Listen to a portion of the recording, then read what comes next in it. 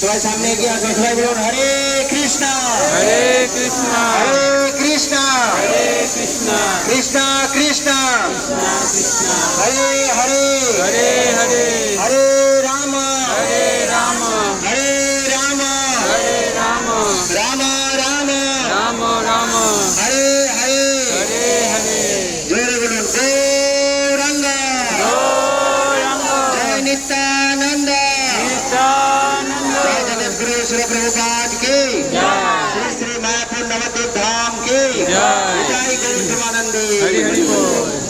এই হচ্ছে মেন মন্দির। সবাইকে সুস্বাগতম। এই বড় মন্দিরের উচ্চতা হচ্ছে 350 ফুট 350 ফুট। গ্রাউন্ড ফ্লোর থেকে সুদর্শন চক্র পর্যন্ত। বাইরের থেকে যে তিনটা চূড়া আমরা দেখতে পাই, তিনটে চূড়া যে দেখতে পাওয়া যায়। পূর্ব দিকে রয়েছে নৃসিংহদেবের মন্দির, আমরা এখন দাঁড়িয়ে রয়েছে, এটা হচ্ছে মেন মন্দির। পশ্চিম দিকে আরেকটি ডোম রয়েছে ভজন কুটিরের দিকে, ওখানে থিয়েটার ডোম তৈরি হবে। থিয়েটারের মাধ্যমে সমস্ত সৃষ্টি তত্ত্ব দেখানো হবে পশ্চিম দিকে। আর এই মেন মন্দিরের ভেতরে দেখুন তিনটি সিংহাসন।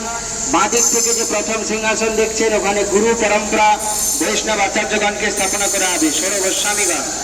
মাঝখানে থাকবে মহাপ্রভু পঞ্চতত্ত্ব, শ্রী চৈতন্য মহাপ্রভু, নিত্যানন্দ প্রভু, অদ্বৈত আচার্য ঠাকুর, গদাধর আর শিবাস ঠাকুর দিকে মাঝখানে স্থাপনা করা হবে। ডান দিকে রাইট সাইড শ্রী শ্রী রাধা মাধব অষ্টসখী দিকে স্থাপনা করা হবে। রাধা মাধব অষ্টসখী। নতুন করে কোনো ভগবানের বিগ্রহ প্রতিষ্ঠা হবে না। পুরনো মন্দির থেকে ঠাকুরজি নতুন মন্দিরে শিফট হয়ে যাবেন। চেষ্টা চলছে 2026 সালের জানুয়ারিতে ওপেনিং হবে। ওই ভগবানজি এখানে চলে আসবেন। আর first floor, second floor, third floor পর্যন্ত খুব সুন্দর এক্সিবিশন তৈরি হবে। বৃহৎ ভাগবতমে যে গোপ কুমারের লীলা বর্ণনা করা আছে, গোপকুমার, সেই গোপকুমারের সমস্ত লীলা আপনারা উপরে উঠে ঘুরে ঘুরে দর্শন করতে পারবেন। এই থার্ড ফ্লোর পর্যন্ত এক্সিবিশন তৈরি হবে। আর মাঝখান থেকে যখন একটি রশ্মি নেমে আসছে একদম মিডিল থেকে উপরে, ওখান থেকে একটি স্যান্ডেলিয়ার ঝুলানো থাকবে।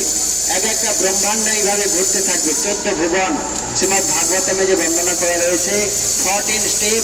আমরা রয়েছে পৃথিবীর মাঝখানে, যেটাকে বলা হচ্ছে মর্তলোক। আসলে এটা হচ্ছে মৃত্যুলোক। এখানে সবাইকে মরতে হবে। হরে কৃষ্ণ। আমাদের উপরে আছে 7টা লোক, নিচে রয়েছে 7টি লোক। উপরে যে 7টা লোক রয়েছে ভূ, ভুব, স, জন, তপ, মহা, 70 লোক। তারপরে আছে চিন্ময় ধাম, যেখানে ভগবান বিষ্ণু থাকেন, বৈকুণ্ঠ ধাম। সবার উপরে রয়েছে আমাদের ঠাকুরজির ধাম, রাধা কৃষ্ণের ধাম, গোলক বৃন্দাবন, যেখানে রাধা কৃষ্ণ বিরাজ করেন।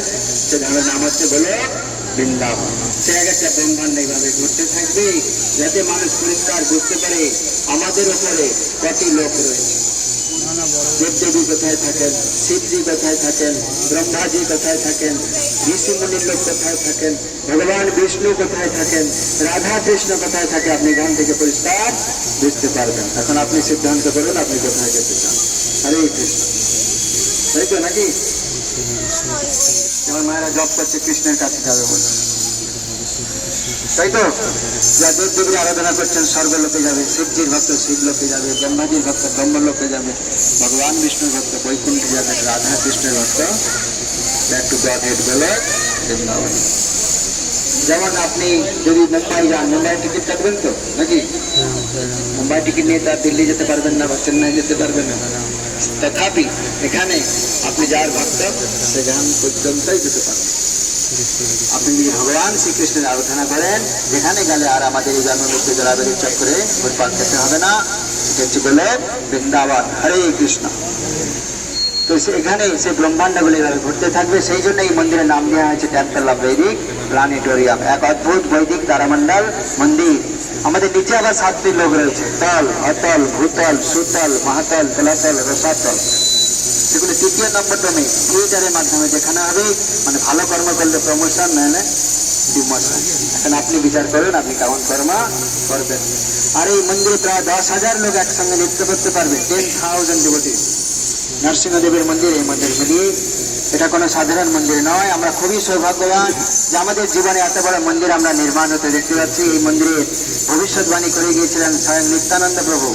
আজ থেকে প্রায় 535 বছর আগে তিনি যখন প্রথম এই নবদ্বীপ ধাম মন্ডল পরিক্রমা করেছিলেন জীব গোস্বামী আচার্যকে নিয়ে, তো জীব গোস্বামী আচার্যকে বলে গিয়েছিলেন নিত্যানন্দ প্রভু যে দেখা হে জীব, এইখানে এক অদ্ভুত মন্দির হইবে প্রকাশ, গৌরাঙ্গের নিত্যলীলা হইবে বিকাশ। আজকে সেই অদ্ভুত মন্দির আমরা শিলা প্রভুপাদের কৃপায় দর্শন করতে পারছি। ভাববেন না এটা কোনো সাধারণ মন্দির। আমরা খুবই সৌভাগ্যবান যে আমাদের জীবনে এত বড় মন্দির আমরা নির্মাণ হতে দেখতে পাচ্ছি। আমাদের ভারতবর্ষের বুকে মহাপ্রভুর ধামে পশ্চিমবঙ্গে তৈরি হচ্ছে, তাই না? হরে কৃষ্ণ। যদি 100 বছর পরে তৈরি হতো মন্দিরটি, তাহলে আমরা কেউ দেখতে পেতাম না। সারা পৃথিবীর লোককে আকর্ষিত করছে এই মন্দির।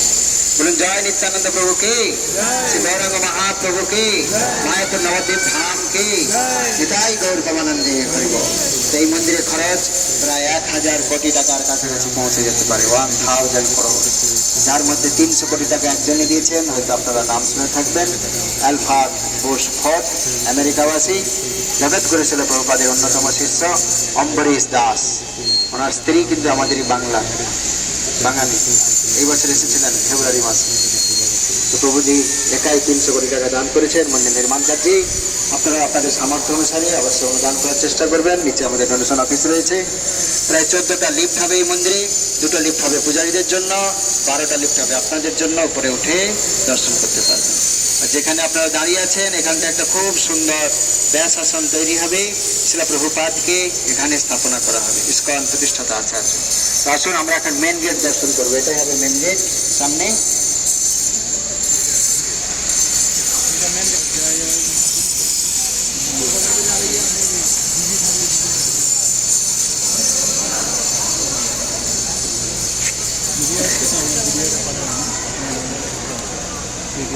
আচ্ছা দেখো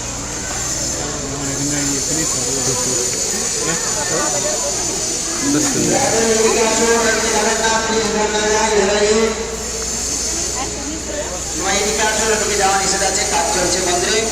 দয়া করে সবাই এদিকে আসুন।